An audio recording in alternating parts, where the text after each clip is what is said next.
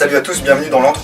Aujourd'hui, je vous propose de vous emmener au travers de mon voyage à l'IWA 2015, et bien un petit peu sur le terrain, mais sous forme de diaporama commenté. Pour la deuxième fois de suite, j'ai eu la chance de pouvoir me rendre à cet IWA, à ce salon de la chasse, du tir de loisirs, et donc de l'airsoft.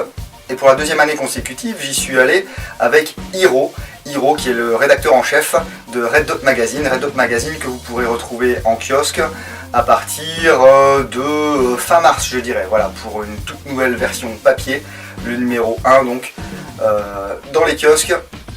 L'IWA qui se déroule au Nürnberg Messe, un centre de conférence gigantesque, 9 ou 10 halls différents, des dizaines, des centaines d'exposants sont présents pour ce rendez-vous annuel. Et nous avons arpenté les rues de Nuremberg dans un bolide que tout le monde nous enviait, hein. On a vu des Ferrari garés, les gars avec les Ferrari nous regardaient et disaient non, c'est pas possible, ça existe.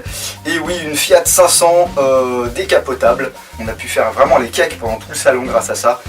Les femmes se sont jetées sur nous, bon, surtout pour nous dire c'est bon, dégagez de là quoi, il y a des mecs avec des Ferrari, nous on aimerait bien pouvoir y accéder. C'est un salon sur lequel on peut aussi faire beaucoup de rencontres. Il y a un certain instructeur de plus en plus connu, notamment sur internet, qui était présent. Et puis on peut croiser les connaissances de l'année précédente. Et puis on peut croiser aussi quelques acteurs de l'airsoft ou de la customisation française. Et on peut manger du chili en salle de presse. Et je peux vous dire que le chili, il déboîte. Et que le lendemain, vous ne faites pas le fier sur les toilettes. Trêve de blabla, vous n'attendez qu'une chose, c'est de voir un petit peu ce qui s'est passé pendant cet IWA. J'ai volontairement mélangé des images de cette année et des images de l'année dernière parce qu'il y a des stands qui étaient totalement identiques, notamment des stands d'armement. Oui, car je ne parlerai pas simplement d'airsoft. L'IWA, c'est aussi un salon professionnel de la chasse et de l'armement et du gear aussi un petit peu. Je n'ai pas fait tous les stands, mais j'ai fait une sélection de ce qui me semblait assez intéressant, voilà, enfin en tout cas de ce qui m'intéressait moi. N'hésitez pas à liker, disliker, commenter, abonnez-vous, désabonnez-vous, faites ce que vous voulez, mais c'est parti pour l'IWA 2015.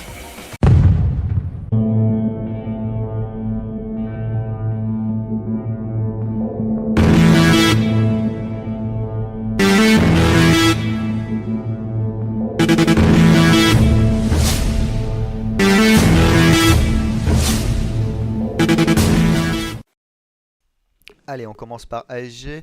ASG qui revoit sa bouteille d'Ultrair, hein, bouteille ultra connue qui était blanche et verte depuis des années, pour nous faire quelque chose d'un petit peu plus moderne. Voilà, vous voyez, c'est vraiment un petit peu plus attractif, mais le contenu restera exactement le même, hein. Le Scorpion l'avait découvert l'an passé, et puis il était sorti en cours d'été, vous aviez pu le voir sur l'Antre, hein. Je l'avais testé pour Red Dot Magazine à l'époque. Et bien là on a des nouveaux accessoires qui sont sortis, notamment pour changer la crosse, et puis la SCU aussi qui était un petit peu modifiée pour être un petit peu plus réactif. On a également une nouvelle sangle qui sera un petit peu mieux et puis un petit peu moins cher, toujours marqué CZ. Et enfin, les organes de visée sont désormais fournis avec la réplique. Alors ce ne sont pas les organes de visée RS qui étaient proposés en option, ce sont des organes de visée en plastique, mais qui font bien leur office, hein. Si vous ne les avez pas eu lorsque vous avez acheté la réplique, vous pouvez contacter votre revendeur et normalement il peut vous avoir gratuitement ces organes de visée. Sur ce salon, on pouvait également découvrir le TAC 6 et le TAC 45. Bon, le TAC 45 c'est pour les tireurs au 4,5 mm. Le TAC 6 c'est pour nous autres airsofters, donc fusil de snipe CO2 qui sort environ 1,8 joules, qui est fourni avec les organes de visée qui sont les mêmes que sur le Scorpion, donc organes de visée plastique avec la fibre optique, et le bipied également fourni avec la réplique. Alors concernant la date de sortie, ça ne devrait pas tarder, et le prix devrait avoisiner les 140-150 euros. Bonne nouvelle pour les fans de Dan Wesson, ASG va sortir le Dan Wesson 715, donc qui sort en modèle RS aux États-Unis dans pas longtemps. Donc cette fois-ci le barillet tournera dans le bon sens, il y aura un hop-up réglable, il y aura toujours possibilité d'utiliser les cartouches basse puissance. Par contre le grip a été refait, mieux usiné, etc. Et puis on a un hop-up réglable, donc ça c'est génial parce que c'est ce qui manquait au Dan Wesson. Et enfin on va avoir sans doute la possibilité de changer la taille du canon sans avoir à racheter une réplique. Voilà, tout ça pour un prix qui devrait rester aux alentours du prix d'Eden Wesson, c'est-à-dire 140 euros. Pour terminer avec les nouveautés proposées par ASG, le CZ Bren 805, dispo en version Proline et Sportline, qui reprendra en partie l'interne du Scorpion, donc avec le MOSFET, le changement de ressort rapide, et puis on aura une compatibilité avec les chargeurs de G36 et les chargeurs de M4 pourront être également utilisés si vous achetez l'adaptateur qui va bien. Voilà, c'est une réplique qui sort un petit peu du lot, le look est sympathique. Alors on peut voir que sur le modèle réel il y a un burst et que sur le prototype il n'y a pas le burst encore. Donc là j'ai pas plus d'infos pour l'instant, mais on va surveiller ça avec attention parce que c'est quand même une réplique qui est très jolie. Zou, on est parti chez BO Manufacture qui avait un stand avec VFC et puis le Nex également. Donc on a toujours les gammes LT 595, les gammes BAW aussi en métal. Et puis au niveau VFC, on va avoir des nouveaux modèles. Ici on peut voir un GBBR qui reprend la crosse du HK416C, déjà disponible chez VFC. Et puis un rail assez spécifique, ici encore des modèles VFC, donc ils sont un petit peu fiabilisés on va dire sur les demandes de biomanufacture. Et puis on va avoir droit à des petits accessoires en alu anodisé, donc des attaches sangles, des poignées d'armement, et puis aussi des arrêtoirs de chargeurs qu'on pourra trouver en orange, en jaune, en rouge. Ça peut donner des petites touches de couleur à votre réplique. Bon, voilà, on aime, on n'aime pas, mais au moins c'est proposé. Et puis il y a le retour aussi de Avalon, donc le haut de gamme de chez VFC. Et ça c'est une bonne nouvelle. A noter aussi chez VFC un nouveau type de gearbox, enfin c'est gearbox V2 mais qui sont revus, renforcés et avec de nouvelles pièces, donc quelque chose de très sympathique à voir, à nous de découvrir après si c'est solide. On continue avec le PJ15, le nouveau custom BO Manufacture, qui sera fait à 50 exemplaires, donc avec les parties métal traitées, les plaquettes en stippling, joint de hop-up changé, canon 601 spécifique aux répliques BO. Et puis c'est une réplique qui sera à CO2, voilà un petit hommage au parajumper américain de l'US Air Force.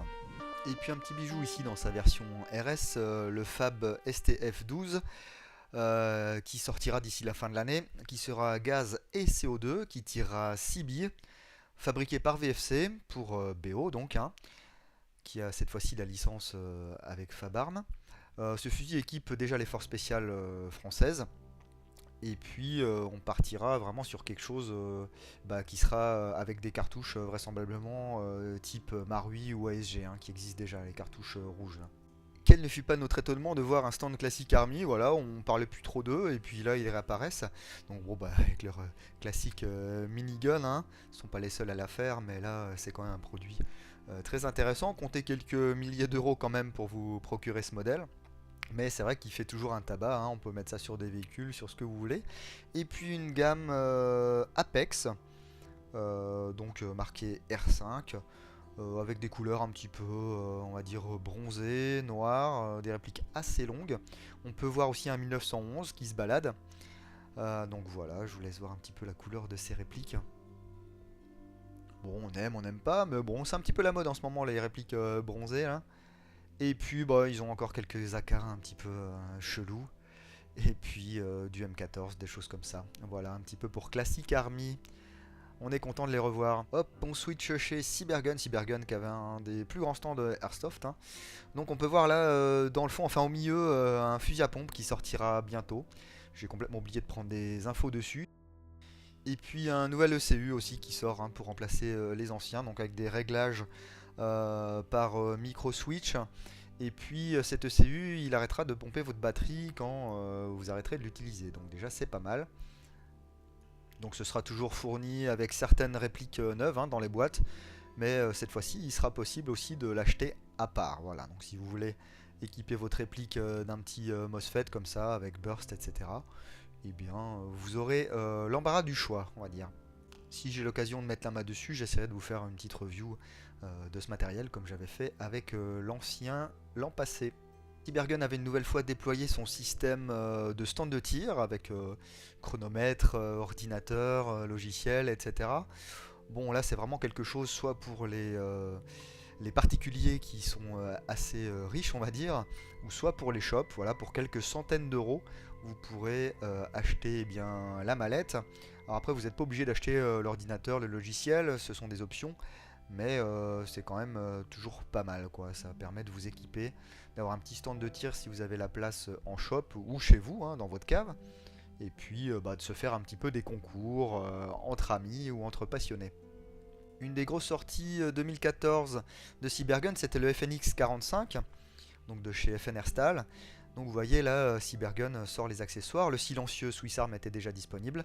Là ils vont proposer le point rouge avec la plaque qui s'adapte sur le FNX. J'ai oublié de prendre des photos, mais il y aura également une culasse et un canon externe acier Inokatsu. Et puis pour ceux qui l'attendaient, Cybergun a écouté les joueurs, ils voulaient une version noire, et bien la version noire sera disponible très bientôt. Voilà. Donc ça permettra aussi, pour ceux qui veulent en avoir deux, de faire des mix entre le FDE et puis le noir. En ce qui me concerne, j'aime bien le FDE, mais c'est vrai que le noir là, il est quand même assez sexy, hein. Très grosse surprise, en tout cas pour moi également, je m'y attendais pas, hein.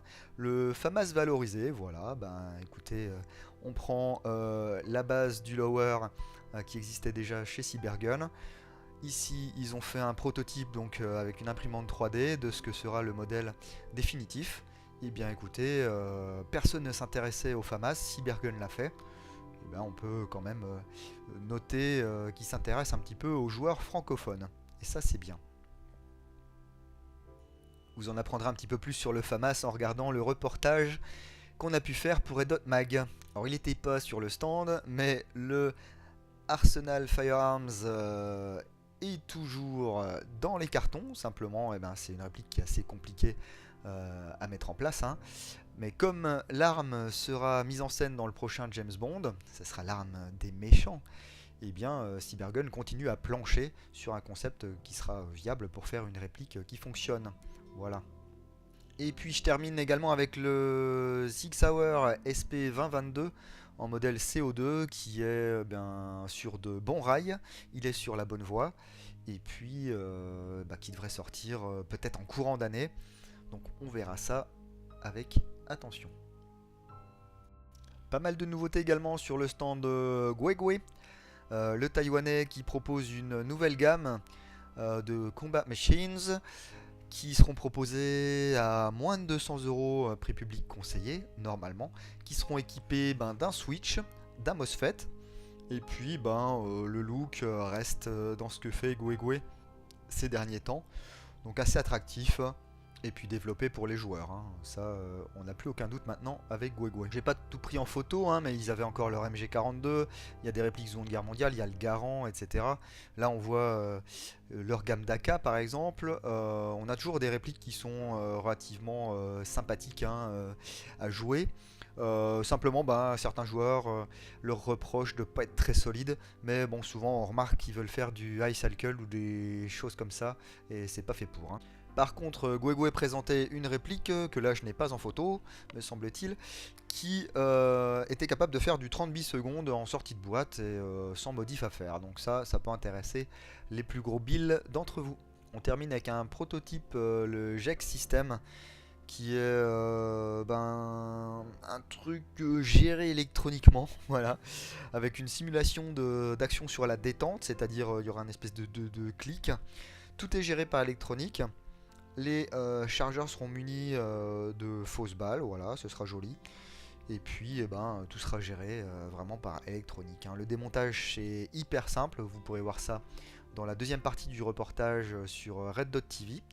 Voilà, deuxième partie du reportage dont vous pouvez voir ici la première partie et vous pouvez cliquer dessus pour y avoir accès. Voilà pour Guegui pour cette année 2015. Et on peut remarquer qu'il y avait quelques Highlanders parmi nous durant ce salon de l'IWA 2015. Le stand ICS, donc ils ont pas mal communiqué sur les transforts M4 là, donc vous avez pu voir notamment sur la chaîne de Canseb. Je vous avoue que j'ai pas fait beaucoup de photos sur le stand d'ICS parce que c'est beaucoup à base de M4, un petit peu avec des designs assez particuliers. Bon, il y en a une qui a retenu un petit peu mon attention, même si c'est pas celle qui aurait forcément retenu le vôtre, voilà, parce que c'est une des plus sobres, voilà, que j'ai pu prendre en photo. Simplement, il y avait quelque chose qui était assez sympathique.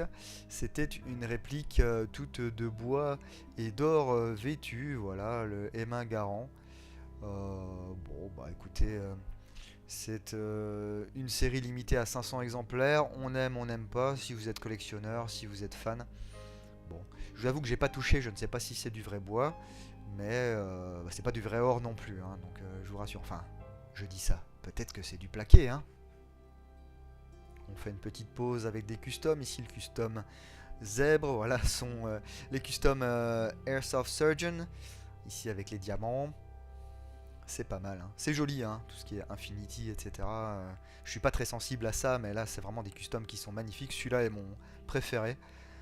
Et tout ça était présent sur le stand de Red Wolf Airsoft. Voilà. Et le gold aussi qui était magnifique. King Arms maintenant, eh bien écoutez, je vous avoue que ça c'est les photos de l'an passé, parce que les nouveautés de cette année étaient exactement les mêmes que l'an passé, hein, même s'ils ont sorti le VSS en courant d'année dernière. Il y avait encore leur carabine de Seconde Guerre mondiale à gaz. C'était voilà, le SR3, qui est toujours à l'état de prototype d'ailleurs. Donc franchement, bah, pas très impressionnant le stand de King Arms, j'ai trouvé cette année. Mais j'attends quand même le SR3 avec impatience. Surtout celui de LCT, je vous avoue. Donc voilà, King Arms. L'an passé, on avait été impressionné parce que c'est eux qui avaient présenté le plus de nouveautés hein, sur tous les stands. Mais là, 2015, bah écoutez, ou alors on a vraiment loupé beaucoup de choses. Hein.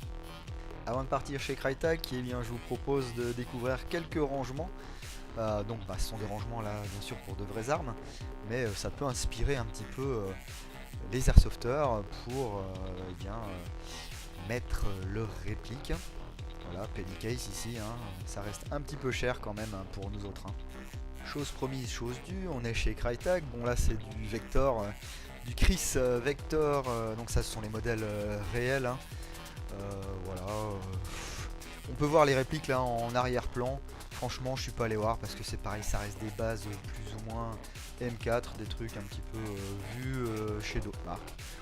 Moi, ce que j'attends, c'est de voir l'interne et puis d'essayer de vous proposer une review d'une de ces répliques. Hein, mais d'ici là, franchement, je compte pas trop vous en parler. Et puis, ce Chris blanc là qui était magnifique, l'arme des Stormtroopers d'élite, voilà. WE Europe était présent également avec toute la gamme Nuprol hein, de produits, vous voyez, ils ont un mur assez sympa et très coloré. Donc des produits Nuprol 2.0, 3.0, 4.0 et toute une gamme de billes. Des billes qui ont la particularité pour les grammages classiques d'avoir une couleur différente, comme ça on peut les reconnaître du premier coup d'œil. Et puis pour les grammages un petit peu plus élevés, les billes de sniper par exemple, eh bien on aura de la bille blanche. Comme ça on peut faire ses réglages tranquilles et voir ses billes. Il y a aussi toute une gamme de billes phosphorescentes qui fonctionnent avec les traceurs. Mais il y a notre ami Chris voilà, qui est ici en train de faire le show à Hiro qui vous a expliqué tout ça dans le premier reportage sur la Red Dot TV. Un petit passage également chez Spartan Imports qui présentait un petit quad avec une minigun dessus, c'était bien sympa. Voilà, c'est je sais plus 14 000 € je crois l'histoire là. Donc pour les joueurs fortunés. Et puis on pouvait faire un petit concours en postant une photo sur son mur Facebook, ce que je n'ai pas fait. Voilà, il y avait des choses à gagner, mais bon, je fais pas vraiment de concours. Voilà, Spartan, dont je vous parlerai un petit peu plus longuement, je pense d'ici quelques semaines. J'ai fait un passage également chez Tipman Arms, donc spécialiste du paintball, qui s'est mis un petit peu à l'airsoft avec un modèle hybride CO2 air comprimé. Donc M4 de base là, hein, mais ils vont étoffer les modèles petit à petit, hein, ils vont faire une gamme un petit peu plus importante. Et si tout va bien, c'est Tipman, on pourra en parler un petit peu plus longuement dans le prochain numéro de Red Dot Mag, qui devrait sortir courant juin. Voilà, et puis ici leur boîte de chargeurs, boîte de 10 chargeurs, qui sont aux environs de 300 €. Voilà pour Tipman. Le principe a l'air sympathique, il y a beaucoup de gens qui ont déjà franchi le pas, il y a beaucoup de choses à savoir, un gros manuel, on en parlera très bientôt. Le stand du Marix, c'était l'un des plus gros stands, ils avaient mis des containers en place avec des numéros, un container pour l'airsoft, pas grand chose de nouveau, la RX 160 Beretta, un Tavor, quelques PA, du 416, mais surtout un G28, voilà, grosse nouveauté, le G28 que beaucoup de joueurs attendaient, qui est déjà disponible sur certains sites allemands au prix de 945 €. Oui, c'est très très cher. Voilà, donc base de HK417, mais avec quand même pas mal de différences. Une très très jolie crosse, mais un prix qui fait très très mal. Oui, il est beau, il est très beau. On a été super bien accueillis par Alexandre et Guillaume de Shoot Game Distribution. Ils nous ont montré leur nouveau système de cible rabattable, c'est rigolo. Et puis chez Tagin, des nouveaux prototypes, bon R2B, R2BS, ça c'était déjà plus ou moins connu, mais aussi une R2B en smoke, et ça c'est chouette.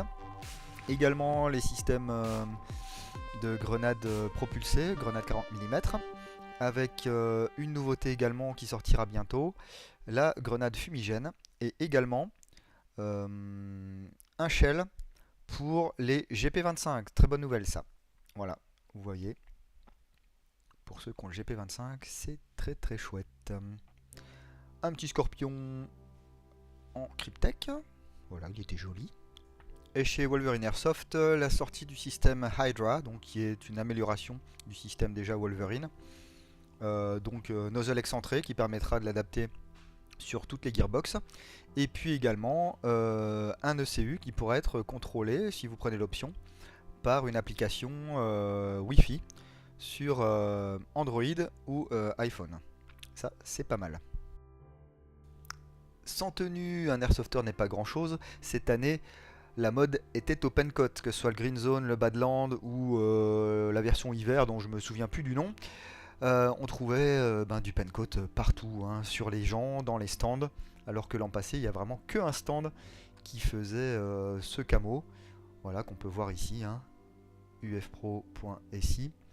Voilà, chez Pentac on avait aussi des petits trucs sympas en camo Cryptek hiver, de la taxe, parce que la meilleure attaque c'est la défense, oulala, c'est plutôt le contraire, et le stand Blackhawk qui était, bien écoutez, assez vaste, mais avec toujours un petit peu les mêmes choses, pas grande nouveauté du côté de Blackhawk, du multicam, du multicam, du multicam, du multicam, et du noir, et du noir, et du multicam, et du noir, et du multicam. Voilà, avec un petit peu de tan de temps en temps. Ici, chez Warrior Asso System, c'est des Britanniques, donc du MTP. Et on passe chez les Russes, avec la boutique VSO, voilà, qui propose là du partisan, pas mal de tenues, soit des surtenues, soit des Gorka. Donc moi j'aime bien voir les stands russes. L'an passé, il y avait SRVV, cette année, ils n'y étaient pas. Ou du moins je les ai pas vus. Et puis on termine par 5-11, le stand du randonneur, voilà. Retour aux sources un petit peu avec de la randonnée, du sportswear, et puis bien sûr quelques équipements destinés aux forces de l'ordre et aux militaires. J'ai également fait un petit tour sur le stand UTG, enfin sur le grand stand UTG, qui proposait vraiment beaucoup de choses comme l'an passé, du rail, du bipied, de l'optique, vraiment tous les accessoires dont vous pouvez orner vos répliques. Et là on a vraiment une qualité de fabrication qui est très très bien, c'est des accessoires qui sont prévus pour des armes, mais qui s'adaptent assez facilement, voire souvent sans modification, sur nos répliques d'airsoft. Donc voilà, UTG qu'on peut trouver dans tous les bons shops. C'est beau, enfin je sais pas si ça vous plaît, mais c'est pas mal ça. J'en termine avec l'airsoft, avec ISSC qui est une marque autrichienne qui est spécialisée tout d'abord dans les armes, armes de tir sportif. Donc là en 22 long rifle, ça ressemble étrangement à du Glock. Et bientôt, bah, ce sera les seuls Glock-like qui seront, on va dire, autorisés parce qu'il y a une licence Airsoft pour ISSC, alors qu'il n'y a jamais eu et qu'apparemment il n'y aura jamais de licence Airsoft pour Glock. Donc attention, ça risque d'être de plus en plus compliqué à trouver, surtout si vous souhaitez des marquages. Je pouvais pas ne pas passer sur le stand Beretta, hein, et puis petit clin d'œil à tous ceux qui aiment les Beretta et puis surtout le PX4, et bien je vous laisse avec différentes versions du PX4 en 9 mm, en 45. Il est joli celui-là. En compact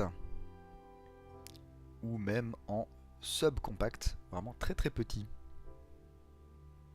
Et voilà une photo de famille des PX4 Beretta. Et pendant que je m'étrangle avec un cookie, je peux vous parler du stand Cerakote. Donc Cerakote, ce revêtement céramique protecteur et qui peut être aussi décoratif sur les armes à feu et maintenant également sur plein d'autres choses, les échappements, et puis ben, forcément des répliques. D'ailleurs, le M4 GBBR Marui sera traité au Cerakote. Et là, notre ami Aérographe Fokker pourra vous faire également des customs Cerakote, peut-être dans quelques temps. Alors ce qui a retenu mon attention chez HK, bien sûr, c'est les MR308 parce que ben, vraiment je les trouve magnifiques. Voilà, franchement, ils sont vraiment des beautés. Et puis ben, le Mark 23, voilà, qui est une réplique mythique donc chez les Airsofters avec le Mark 23 Marui notamment. Et puis bah, forcément le HK45, hein, très très beau modèle aussi. Et peut-être que je me laisserai tenter un de ces jours par un de ces HK45. Même si je trouve le calibre un peu trop puissant pour mes petites mains. Norinco était une fois de plus présent à Setiwa 2015. Et bah, on peut voir que les Chinois ne sont pas spécialistes spécialement que des copies de Kalash. Hein. On voit qu'il y a leur type particulier et puis également des AR-like. Voilà, on aime, on n'aime pas, mais bon, ça fait une touche un petit peu chinoise si jamais vous avez une tenue adéquate. J'ai également fait quelques photos sur le stand de Zastava parce que bah, j'ai vu quelques customs sympathiques, franchement, bah, que je vous laisse découvrir. Ça ressemble un petit peu à ce qu'a fait WE là sur ses motifs un petit peu floraux, on va dire. Voilà, c'est assez sympa de voir ça sur une arme réelle. Après, bon, je vous avoue qu'il faut être un petit peu adepte du truc. Mais ça a l'air pas mal, hein, ces pistolets automatiques Zastava. Là. Arrêt rapide également chez IMI Défense, les Israéliens. Alors ça c'est totalement inadapté pour l'airsoft, parce que ça se met directement sur le canon de votre arme. Donc le calibre bah, n'est pas adapté, mais j'ai trouvé le système sympa et rigolo, donc voilà. Alors le stand GSG était bien là, hein. Il y avait quelques répliques d'airsoft, mais moi ce qui m'a surtout plu, eh bien, c'est de voir que GSG faisait aussi des armes en calibre 22, donc pour du tir de loisir. Et il y a des modèles assez sympathiques, hein, comme ces Kalash un petit peu Battle Damaged, ou alors bah, les GSG 5, hein, qui sont toujours un grand classique.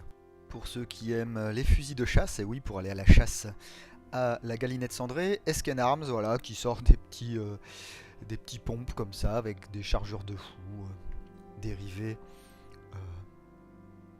des M4, pour chasser sans doute ce genre d'animal très très dangereux, hein, car quand on est chasseur, on aime le danger. Alors Surfire était bien présent sur Setiwa, comme l'an passé, comme tous les ans d'ailleurs. Moi, c'est ce genre de petits produits qui me fait craquer, malgré le prix. Peut-être qu'un jour, bah, j'aurai les moyens de m'en payer une. Et puis si jamais vous avez envie de partir à la chasse aux vampires, vous avez aussi ce genre de choses. Alors je ne sais pas combien de lumens ça fait, mais à mon avis, il y a moyen de cramer la rétine de tout ce qui bouge. Chez Otech, j'ai pu revoir encore cette année les Otech avec laser intégré. Bon, ça coûte un bras, hein, comme la plupart des choses chez EOTech. Réservé normalement aux militaires, mais là le gars m'a dit que ça sera quand même disponible pour les civils, donc voilà, hein, ils font un peu ce qu'ils veulent, EOTech. Ouais, le prix est dans les 600$, me semble-t-il, donc bien au-dessus de nos moyens. Même si la chasse à l'éléphant est interdite, eh bien on peut quand même trouver des fusils pour aller à la chasse à l'éléphant. Le Kynoch calibre 700. Alors là c'est un truc de fou, hein. Regardez la taille des bastos. c'est quand même assez impressionnant quoi. Calibre 700, ça cause, c'est limite un canon. Et j'en termine avec ce diaporama de l'Iwa 2015 avec un stand russe où on pourrait retrouver plein de choses très intéressantes pour les tireurs sportifs ou pour les chasseurs. Voilà, je vous laisse admirer, franchement, du bois, de l'acier, toujours une inspiration inimitable. Voilà, une crosse Magpul, tiens, pour agrémenter le machin.